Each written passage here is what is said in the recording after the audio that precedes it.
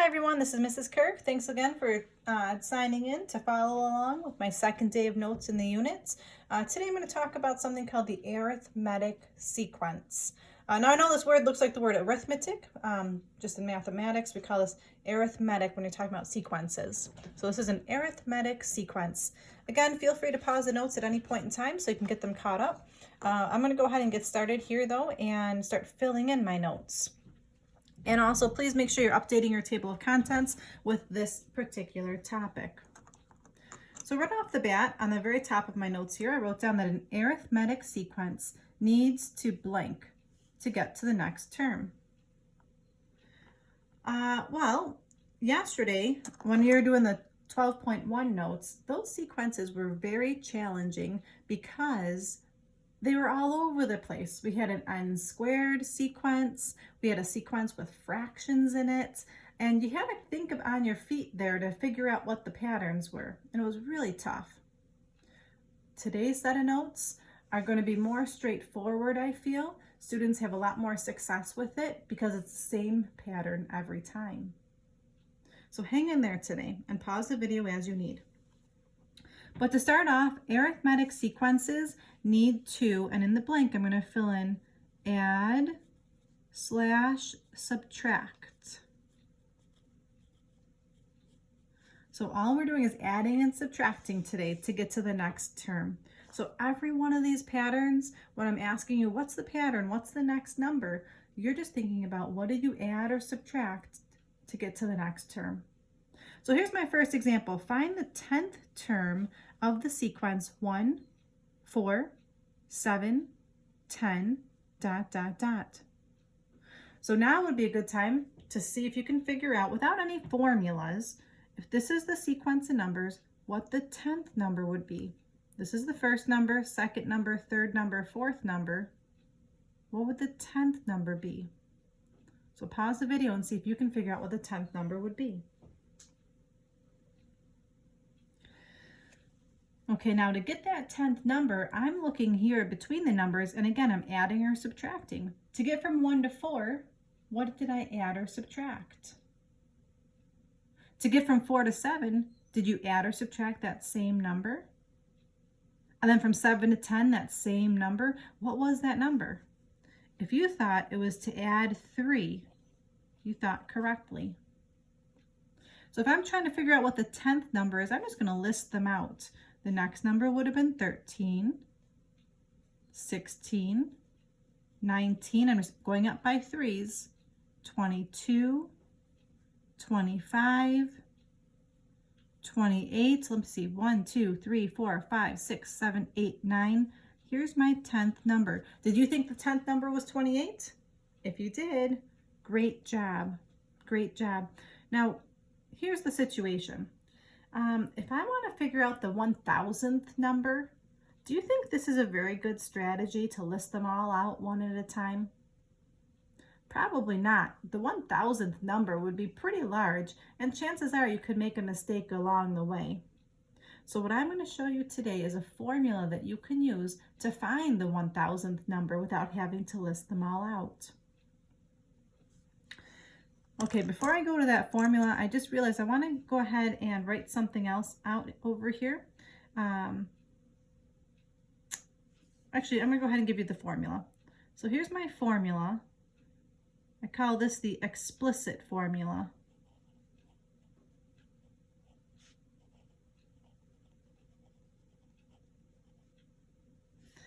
And it's going to look like this. A sub n is equal to a sub 1 plus d parentheses n minus 1. So again, pause the video if you need to get that formula written down. It's called the explicit formula for arithmetic sequences. Now I'm going to write on the margin what all of these terms stand for. What does a sub n mean? Well, from yesterday's notes, I learned that a sub n means the nth term. What does a sub 1 mean? That means the first term. D is something new. You didn't have that yesterday. D stands for the common difference.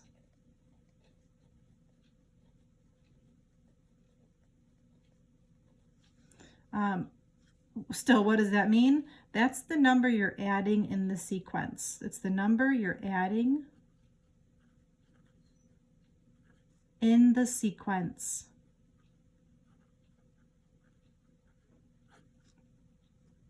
And then n stands for the number of terms. So this all goes together in my explicit formula for arithmetic sequences. Now, for this particular unit, there are going to be a few formulas to know. So I'm going to recommend that if you have a note card or an index card like this one here, that you start to write those formulas down. I'm going to do that after the video is finished, and then moving forward, you'll see me using that note card in the future. Okay, so where am I going with this? I want to try to use this formula now on this question number 1. So on this question number 1, I'm going to go ahead and fill in the things that I know. So the formula again is a sub n is equal to a sub 1 plus d times n minus 1. This particular question said to find the 10th term. So that means I would fill in a sub 10 is equal to a sub 1.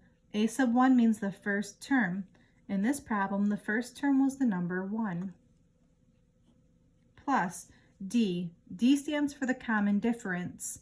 Well, the common difference was I added 3 to the problem. So I just put a 3 here for the d. N is the term I'm looking for. I'm looking for the 10th term. And now I'm just going to use my graphing calculator here, and I'm going to type it in just the way I see it. 1 plus 3, parentheses, 10 minus 1. Close my parentheses.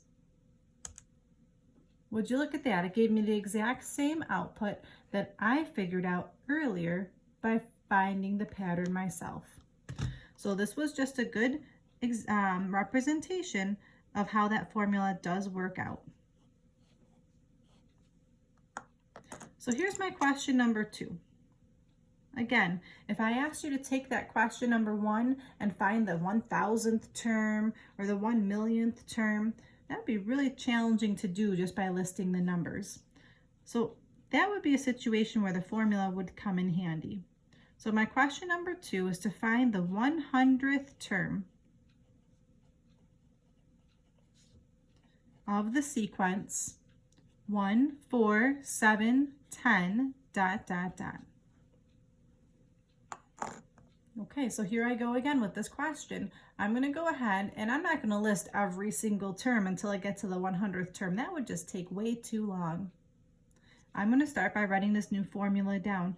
I'm a very strong advocate of writing the formulas down every single time. It helps you memorize them. So let's see, I'm looking for the 100th term, so that means a sub 100. A sub 1 means the first term. The first term in my sequence is the number 1. The common difference, all right, again, between 1 to 4, from 4 to 7, and from 7 to 10, what's happening? I'm adding 3, so therefore D is 3. Those 3 dots means therefore. So put in a 3. What am I going to plug in for n? Well, since I'm looking for the 100th term, I'm plugging in 100. And then this works out really nicely. Grab your calculators and see if you get the same output that I will get. 1 plus 3, parentheses, 100 minus 1. And again, please pause the video and grab your calculators and see if you get the same output. You need to master how to use your calculators. 298. So again, I feel like this is going to be a little bit more straightforward for you than yesterday's notes because it's just a formula we're using over and over. So here's my question number 3. Find the 50th term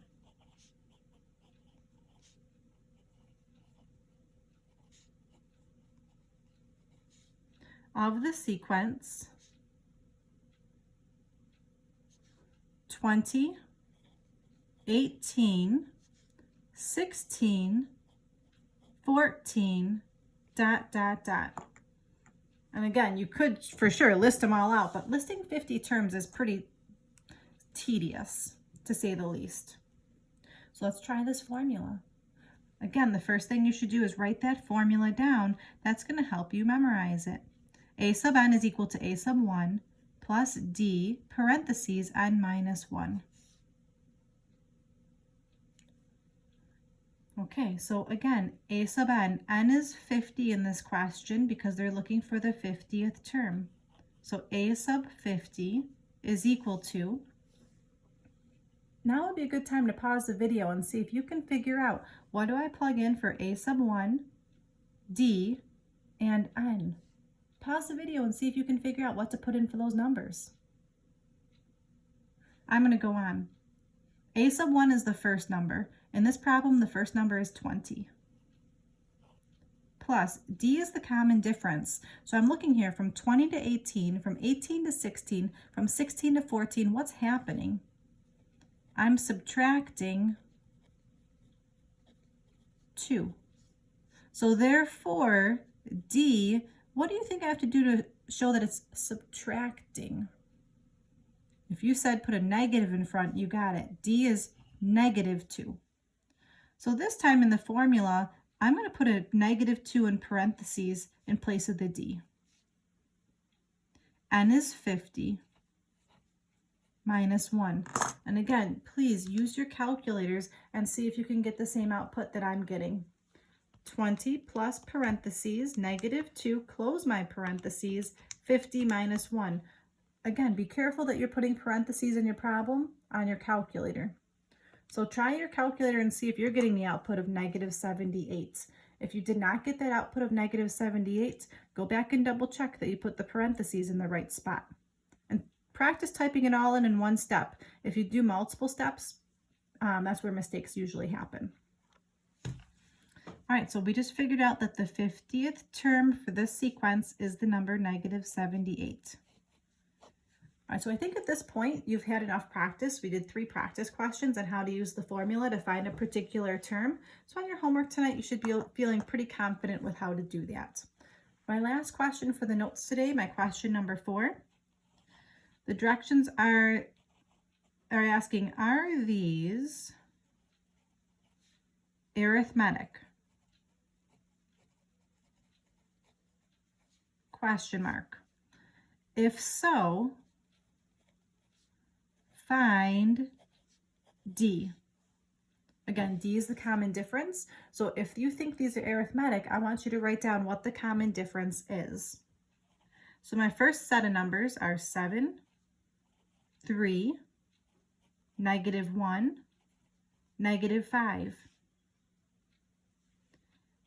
My second set of numbers are 5, 7, 10, 14, ... And my last set of numbers are 2, 4, 6, 8, ... So I'll challenge you right now to pause the video and see if you can figure out if you think these are arithmetic. Again, arithmetic means that you're adding or subtracting to go from the first term to the next term, from the second term to the next term, the third term to the next term, and so on.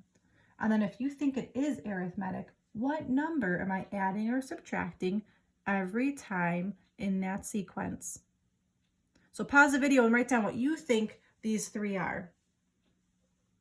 Okay, I'm going to continue on, so hopefully you've paused the video at this point. So in this first particular example, from 7 to 3, and from 3, from 7 to 3, I'm subtracting 4. From 3 to negative 1, I'm still subtracting 4. From negative 1 to negative 5, I'm still subtracting 4. So I would say that yes, this is arithmetic, and the common difference is negative 4. So that's what I'm looking at for these examples. So for this next example, from 5 to 7, I'm adding 2. From 7 to 10, I'm adding 3. And from 10 to 14, I'm adding 4. Well, it looks like there's a pattern, that's for sure. But is this considered arithmetic? No, it is not. And I would just say it's because it goes up by a different number each time.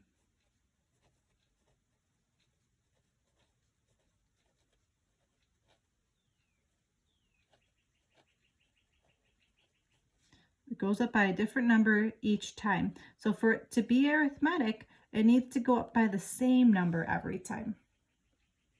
I'm just going to underline different. This last set of numbers, let's see, from 2 to 4, I added 2. 4 to 6, I'm adding 2 again. 6 to 8, I'm adding 2 again. I would say yes, this is arithmetic, and the common difference is 2. All right, boys and girls, thank you so much for tuning in today. I really appreciate your efforts. Tonight's homework is going to be another worksheet on wits. This is homework 12-2. And again, go back and pause the video. Practice using your calculators for this. And please utilize your index card where you're going to write down your formulas. I'm going to do that after my my video right here. And update that table of contents. Thank you so much again for following along. I really appreciate it. I'm so proud of you. Keep up the great work, everyone. This is Mrs. Kirk. Until next time. Bye-bye.